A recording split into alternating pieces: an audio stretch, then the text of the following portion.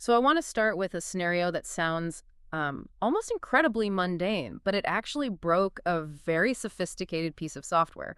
Imagine you're sitting at your computer. You've got this idea for a simple app, Movies I Like Tracker. Okay. You're using an advanced AI tool to build it, and you make just one request. You say, hey, give me a button, and when I touch it, take this IMDb link I've provided and just, tell me who the director is. Yeah, that sounds like the most basic request in the world. I mean, we do that kind of thing manually a dozen times a day. Click a link, see the director, done. Exactly. But here's the reality check. In the session we're analyzing today, that one simple request caused a complete meltdown. The AI generated code that didn't work. It tried to call an API that didn't exist. It hallucinated its security key, and the browser just blocked the whole interaction. That's a perfect storm. Yeah. It really is. It's what happens when a human expectation runs headfirst into the rigid architecture of the internet. And that is what we are unpacking today. We have a summary of a strategy session from February 3rd, 2026, between Paul Worrell, the founder of Interition, and his AI assistant, Claude. And they aren't just debugging code here. They're grappling with this massive problem. How do you let a non-technical person, someone who doesn't even know what a server is, build an app that actually talks to the outside world? And crucially, how do you do it without creating a security nightmare? So we're going to look at this movies I like problem. It starts with a broken button, but by the end, we're going to be talking about the fundamental way the web is wired and even the limits of AI memory. This is really a story about the plumbing of the internet that, most of us never see until it bursts. Okay, so let's start with that trigger event. The user wants to get a director's name from an IMDb link. Why did this cause such a massive headache? To understand the failure, you really have to get the environment these apps live in. The source material emphasizes that these are client-side apps. We hear that term a lot, client side. But what does it actually, what does it imply for the person building the app? It means the app runs entirely inside your web browser. Chrome, Safari, Edge, right there on your laptop or your phone. There's no back-end server. There's no, heavy machinery in the cloud processing your request. It's just you, your browser, and the open web. So when the user asks for data from IMDb, the browser itself has to go out and fetch it. Correct. And this is where things get tricky. Browsers are incredibly paranoid, and for very good reason. There's a security protocol called CORS, Cross-Origin Resource Sharing. And this is the villain of our story today. Or maybe the hero, depending on your perspective. Think of CORS like a highly suspicious bouncer at an exclusive club. His default answer to everyone is just no, and he's doing it to protect you. Okay, how so? Well, imagine you're logged into your bank account in one tab. Then you open some shady website in another tab. If that shady website tries to send a request to your bank asking for your account balance, you want the browser to block that immediately. Right. You definitely don't want tab A talking to tab B without permission. Exactly. So, by default, browsers block almost all requests from one website to another unless the destination website explicitly hangs a sign out front saying, "Public entry, welcome." And I'm guessing IMDb does not hang out that sign. Definitely not. They want you to visit their site and see their ads or, pay for their data. So when the AI wrote code to fetch data from IMDb, the browser's bouncer just stepped in and killed the request. That brings us to the second failure point then. The AI tried to use an API key. Right. The AI, trying to be helpful, sort of hallucinated a placeholder API key. It basically assumed, well, usually you need a password to get this data, so I'll just put a blank space here for one. But even if the user had a real key, let's say they paid IMDb for access, why is that still a problem in this client-side world? Because you cannot keep secrets in a browser. It's just not possible. If you put your secret API password into the code of a client-side app, anyone using that app can just right-click, hit View Source, and there's your password in plain text. It would be stolen in 5 minutes. So you've got a security block from the browser, and you have no safe place to store a password. This seems like a complete dead end. It is a dead end. And this is where the session highlights a really critical gap. Paul, the founder, he stops the technical spiral and points out something vital about the user. He says, bear in mind, the user is not intended to be an expert. They might not know what an API is or understand what it means to provide a URL. That's the user gap. The system failed because it expected the user to think like a software engineer. It expected them to know, oh, I need to handle CORS, I need an endpoint, I need to proxy my key. But the user just wants to know who directed The Godfather. Exactly. The user sees a button, the developer sees a complex network request. The AI tried to satisfy the developer requirement, which confused the user and ultimately broke the app. So they're stuck. They can't use standard APIs like IMDb because of security and all this complexity, but they can't ask the user to become a coder. This is where they pivot to something called linked data. Yes, this is the alternative path.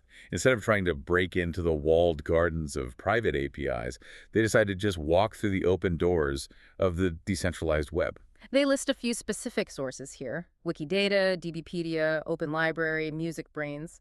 I think most people have heard of Wikipedia, but what's the difference between Wikipedia and, say, Wikidata? It's a great question. Wikipedia is for humans. Wikidata is for machines. In Wikipedia, you read sentences. Francis Ford Coppola directed The Godfather.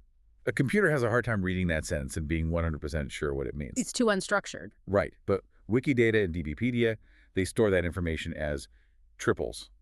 Subject, The Godfather, predicate, director, object, Francis Ford Coppola. It's structured like a mathematical equation. Because it's structured, a machine can query it instantly without getting confused. And does this solve our bouncer problem, the core S issue? It does. These organizations, Wikidata, Open Library, they're nonprofits with a mission to share knowledge, so they configure their servers to allow cores. They explicitly tell the browser bouncers, let everyone in, we are open to the public. So a browser-based app is allowed to talk to Wikidata directly. You don't need a secret key, you don't need a server, you just ask, and it answers. Precisely. It turns the entire web into a database that you can query from your own browser legally and securely. Okay, so they've got the source-linked data. That solves the technical constraint. But that doesn't solve the user gap we talked about. The user still doesn't know how to query a graph database.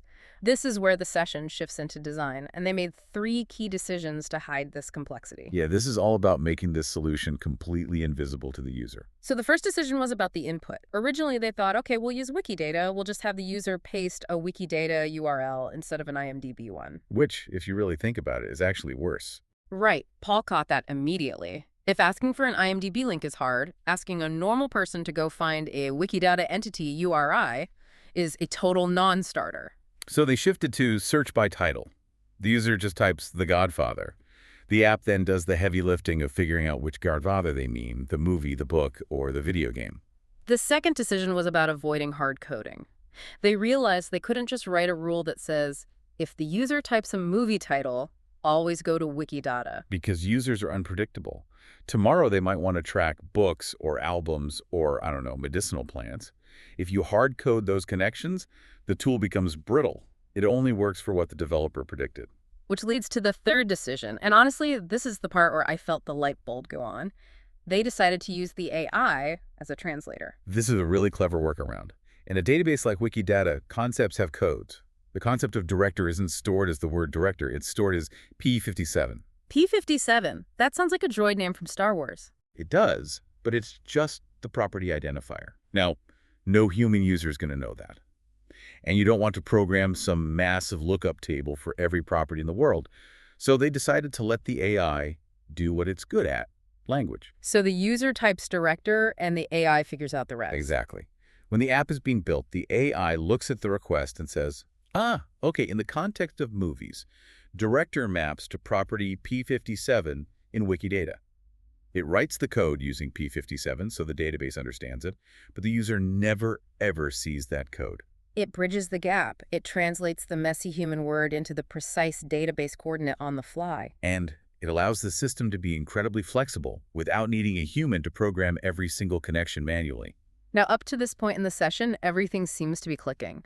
They found the open data source, they fixed the user experience, but then Paul just stops the entire conversation. And I have to play devil's advocate here, because when I read this part, I was thinking the exact same thing. I think I know where you're going with this. He asks the AI, essentially, why are we doing any of this? Why are we building all this complex piping to fetch data from the outside world?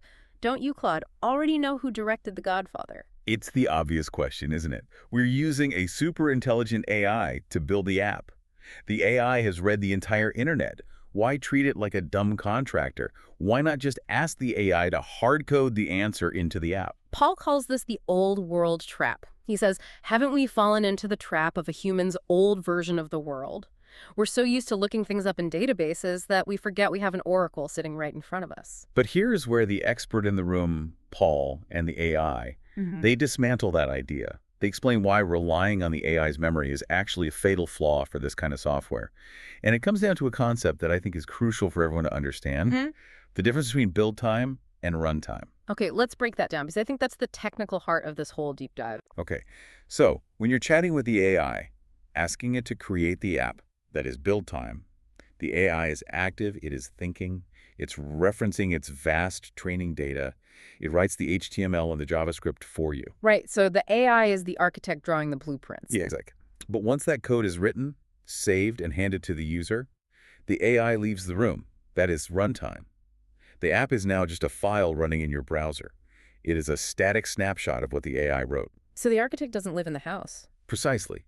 If the user clicks a button inside that house that asks, who is the director, the app can't turn around and ask the AI because the connection to the AI is gone. The app is all alone in the browser. Unless you want to pay for a live API connection to the AI every single time a user clicks a button. Which would be incredibly slow and expensive. Okay, fair. So the app must have a way to find information on its own. It needs a phone line to the outside world. That's why it connects to Wikidata. The AI teaches the app how to use the phone, but the AI isn't on the call. That distinction that the AI builds the tool but isn't embedded in the tool, that is huge. It is. And there are other reasons they cite for avoiding the AI memory route. One is the knowledge cutoff. Right. The AI only knows what it learned during its training period. If a new movie comes out this Friday, the AI doesn't know about it. But Wikidata will probably have it updated almost instantly. If you relied on the AI's memory, your app would be permanently stuck in the past, effectively obsolete the day it was created. And the final reason they mention is truth versus hallucination. Yeah. Linked data is authoritative. If Wikidata says the director is Francis Ford Coppola, that's a verifiable fact stored in a graph structure. If an AI says it, there's always that tiny probability, even if it's 0.1%, that it's confusing it with something else or just confidently making it up. So for accuracy, for freshness, and for independence from the AI creator, they stuck with the linked data approach. And interestingly, they did leave the door open for a kind of hybrid model in the future. They mentioned that maybe, eventually, you use the AI to verify the data, but for now, they're keeping the sources separate. I want to touch on the transparency aspect of this. Paul included a specific note about being honest in the UI.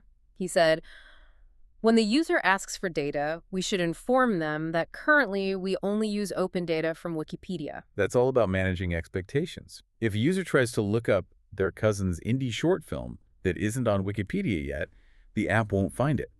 If you don't tell the user where the data is coming from, they'll just think your software is broken.